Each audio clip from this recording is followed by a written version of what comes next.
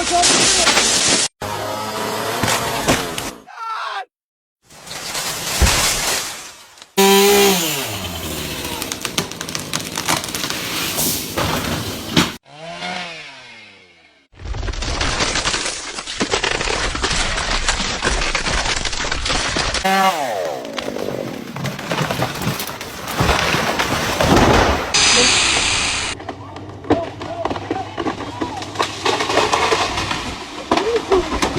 On today's episode of How Fucked Up Is Fucked Up.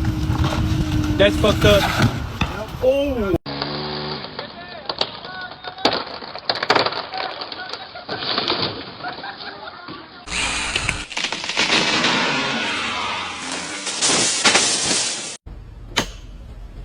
Oh, it's falling. Oh no, it's on your feet.